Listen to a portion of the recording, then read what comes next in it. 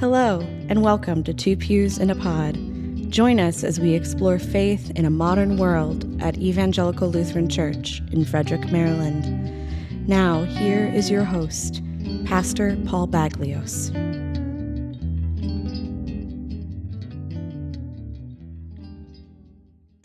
I'm Paul Baglios. And I'm Megan Wyant. And we welcome you to this third of a planned 8 episodes in our podcast series on faith and vocation.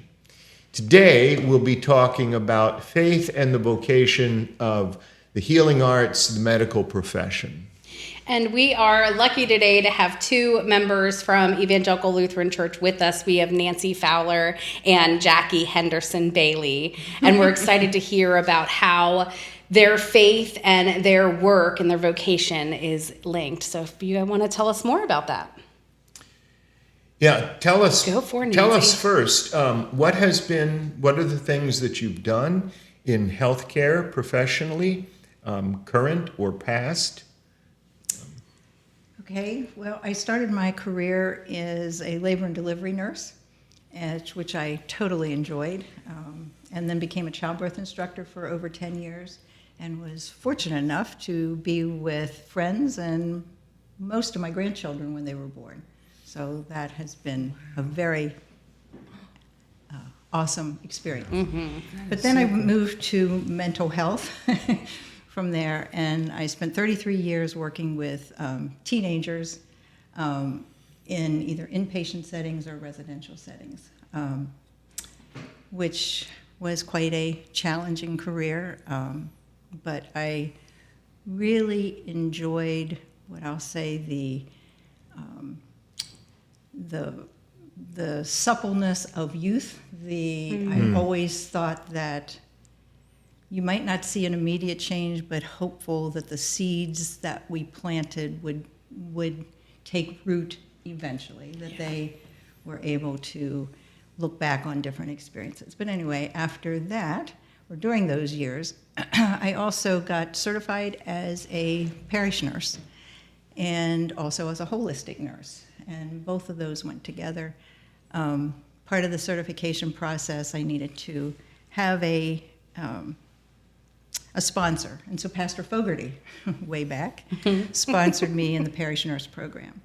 And it was, I'm supposed to be in this position, I guess, for over 30 years. Oh. That's not right. Maybe. Anyway,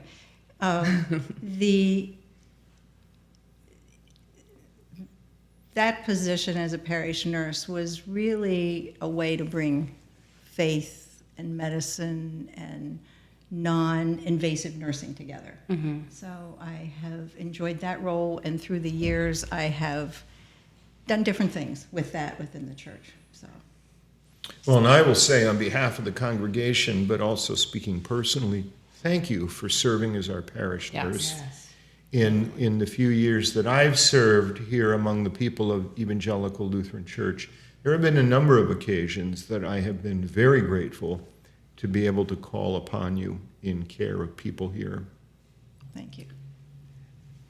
Yes, thank you very much. And thanks for sharing that. Yeah. I'm touched by all your experience as a nurse. And anyway, I just this month has been 10 years since I actually graduated from nursing school. So this is my second career as an adult. But all of my life I've been in a caring customer service role, caregiver type role. So I've been very blessed with being able to, go through education and become a nurse, and experienced a lot in the last 10 years. 6 years were spent working at the hospital on a med-surg unit. And then I did 2 years of in-home hospice after that. And now I work at an outpatient surgery center. But faith for me, it's been really nice because even in the hospital setting, when I knew if a patient, was a believer, I had no problem praying with my patients. I never overstepped anybody's boundary or pushed it on anybody that was resistant. But, if I knew that they believed, I would ask their permission or I'd pray with them. And it's just, I'm grateful to have had that opportunity to do that, because there's the physical medicine, the doctors can do things, but I believe, like, the holistic approach of, it's mental, physical, spiritual, and to be able to just be with somebody and pray with them or their loved ones, especially those that, received pretty bad prognoses, or patients that were on my unit that were on hospice and did pass away while I was working. And then again, when I worked at in-home hospice, Right. I'm grateful to be a Christian and to be able to use that to comfort myself, knowing that when my patient, because it was a regular basis that I would lose patients on a weekly basis, and that was could be pretty emotionally draining, but to be able to have my own belief that they're going to a better place, Right. was very comforting for myself, not let alone their family members. And I got Yes. very close to people, and even, I won't say names for HIPAA violations, but there's a family that goes to our church who I was the nurse of their mother. And it was just a blessing for me to be able to do that type of nursing, but I did have to step away from it because it was a little bit mentally draining for myself. I'm just very grateful for having the job that I have. And today, just an example today, this put perspective on, me whining about having a sinus headache for 24 hours. When I was talking to a patient who's coming in for surgery next week, and I said, and he was joking, he was just very enjoyable to speak to on the phone. And I said, thanks for making me laugh. He said, well, I have nothing to complain about. I'm not being shot at anymore or worried about stepping on an IED. So he had been in the Army before and, was overseas. And it was just like, Yeah. Thank him for his service. And it just kind of perspective on, I get moments like that a lot where in the medical field of, I'm good, my kids are healthy, my family's healthy, and, so. I appreciate what you say about your faith being a source of strength for you in your vocation, in addition to ways that it can be strength for those you're caring for.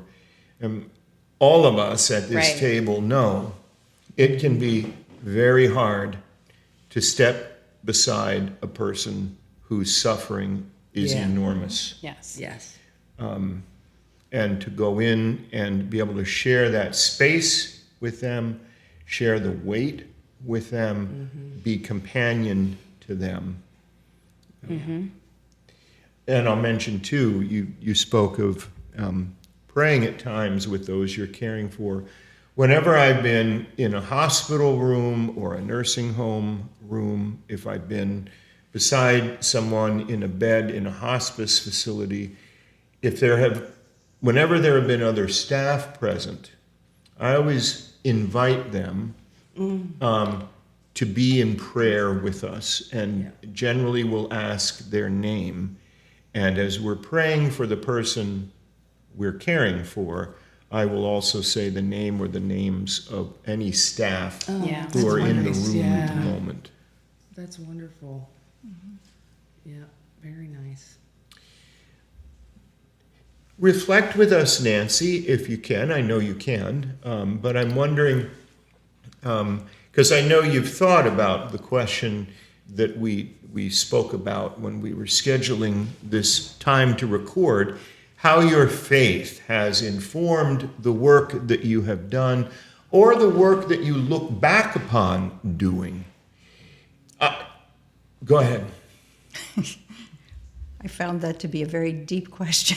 So I can talk more if you want to think more. No, I don't even know how to begin, but what I'd like to say is that I grew up Lutheran, I grew up a Christian, and that sort of matter of fact in my life. I wasn't oh my goodness, now I know Jesus person.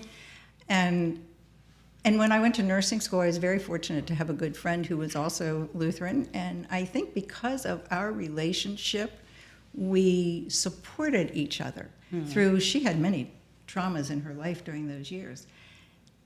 Anyway, to me, if my faith deepened through my nursing education and my experiences, because I became so aware of the miracle of God's creation and taking all those classes and realizing all the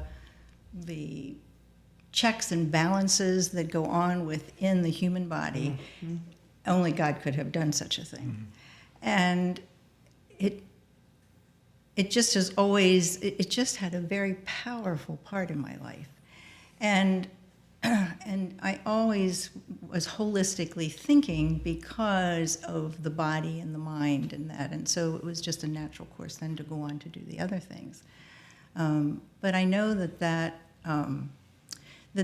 experience, because it's like, and people in medicine, good surgeons will say the same thing, you know. Right. I can cut it out, I can sew it up, I can give you medicine, but the body is what heals. And good old Florence said, you know, put you in the right environment and your body will heal. And that has just always stuck to me as a very strong truism. So that's Florence being Florence Nightingale. yes, yeah, my buddy. There's something really beautiful about I think you were saying, like, your experience in birth and labor and delivery. It feels very Ecclesiastes, or the birds turn, whether, you know, depending on where you are. Your cultural reference. You know, but the birth and the death being those times, or when people are, you know, in surgery or going for surgeries for these things where death feels like it could be around the corner, that those are kind of places where you really feel either the presence or at the same time you guys feel grounded in faith. Right. And those can be things that are huge transitions, but often hugely scary for everybody. Right. And unlike Jackie, because working with adolescents, I must say, in that time of my life, no, I was not praying with any kids. I did not have those comfort levels or opportunities to do that. That became more a natural progress when you're the parish nurse. Yeah. I mean, that's much easier. You already have the receptive audience. Yes. So I respect that you felt comfortable in some situations to be able to do that. Yeah, I think it took me a little while because I didn't want to get in trouble for, separating church from my profession. I don't know what the right wording is, but I didn't want any patient or coworker hearing me and like turning me in that I'm like overstepping a boundary. I don't know. The hospice setting is different. Yeah, too. the hospice setting is definitely different. There's those things, those levels merge very much in that space. But I would, once I picked up Pews or saw that they were praying or had a Bible, there was different ways I could tell that it was okay for me at least broach the conversation with a patient. Yeah, that's great. So. And I actually have gone out on a limb, though, as you were speaking. I volunteer at the hospital. Oh, yeah. I have done that because I volunteer through Service Excellence at the hospital. And they're probably not going to fire me since I'm a volunteer. Yeah. But you do have to be careful. But as I would visit patients, even though, and sometimes I would meet people from the congregation, and then I go, "Do you want me to pray with you?" So I'd take off my green coat and pray with them. Yeah. Not really. I'm being silly. But, yeah, I know what you mean. But sometimes they weren't people from the congregation, and you could just tell by the conversations. And so I may not pray, but I would, say things, may God be with you. I would offer a salutation kind of thing, or tell them I'll pray for them, that kind of thing to extend that. So, but you have to pick up on those cues that is, and they would be very appreciative. I've also had the experience where I've realized for some people in certain situations, prayer can be triggering in unhelpful and unhealthy ways. And there have been occasions that I've blundered into unhelpful presence for a person with a well-intended offer for prayer. Right. Yeah. But the prayer, or even its suggestion, was very triggering. That's why at the hospital it's nice to have chaplains. Yes. Because Yeah. that's Yes. what Yes. also what Very I've good. done, again, when I was visiting patients in that volunteer role, is you could tell they were distressed and just offering it. Yeah, Are you interested exactly. to talk to a chaplain? And Yeah. frequently it was like, oh, I didn't know you had one, or yeah, so that was, so I, That person to talk to, right? exactly. Yeah, that was, I love that about in the hospital and with hospice. We had, the chaplain, we had a music therapist, different other, again, the holistic resources that we could provide to the patients to help provide some sort of comfort during their. And just as an aside, yesterday or Tuesday when I was volunteering, she was I think a chaplain in the chaplain residency program, and she came around blessing of the hands. So she was Yes, taking her yeah. card around and That's asking the staff, did they Yes. want a blessing of the I hands? And remember I them doing said, that. oh my goodness, that's lovely. Yeah. That's very nice. And I do appreciate you bringing up Florence Nightingale, who was trained in Lutheran deaconess homes, which was I didn't and so think I the remember vocation of nursing is deeply rooted as a way that women in the Lutheran Church, especially, were called to serve in their community. They established hospitals. Their history is beautiful, and established hospitals all over Europe and in Nice. the United States. And you know what? This is actually Nurses Week. I don't know. It This is. is Oh, our coincidence or, timing you is know, just It is. Gary said, Yes. are they doing it because it's Nurses Week? I said, absolutely "Oh." we are. Yeah, that's right. Of course they are. Absolutely we are. Of course. Well, and the Lutheran calendar of commemorations, which lifts up the names of people in post-biblical history who have been influential shapers of the church's life or witnesses to God's grace within the larger society. Florence Nightingale has her date. I can't think of what it is I without think it's the looking it up. fall. I feel like it's fall. I wonder if that's her birthday. Yeah, it's usually a birthday or a death date. Yeah. I'm going to have to read into that. Yes. Yeah, Well, I I'm have many resources Yeah. because there's such a beautiful, rich history, especially for our denomination Yeah. as Lutherans, for the work that they did. And Lutheran nurses are Nice. well known. So the work Okay. you're doing has great roots. And when you did the nod at the beginning to sowing seeds, Yeah. I loved that imagery of never knowing, right, what the outcome is going to be, but your faith allowing you to trust Right. that God's doing something even with the most ugly situations. That is very true. And there is, I think, almost a seamless connection between the sort of work that both of you have done and the biblical witness. I mean, among many other points in the New Testament Gospels, central to all that is said about Jesus is that Jesus is a healer, and Absolutely, healed and yeah. cured and brought wellness and wholeness into the lives of broken and suffering people. And I think, therefore, that in certain obvious ways, whoever works in the medical profession or the healing arts is an extension of God's grace to human beings in Christ. When you mentioned the blessing of the hands, that's beautiful. Often, language that I will use in a prayer with someone before they're having surgery is a prayer to bless the hands of the surgeon. Yeah. And that, of course, was part of her blessing. I mean, as she was pouring the water, that I love that. that your hands, would do good and be able to comfort. And I thought, this was very nice. I never, It is really nice. never had that happen. Yeah, it's very nice. Well, we are so grateful to both of you for your time today to record this session with us and to share some of these stories and your own witness.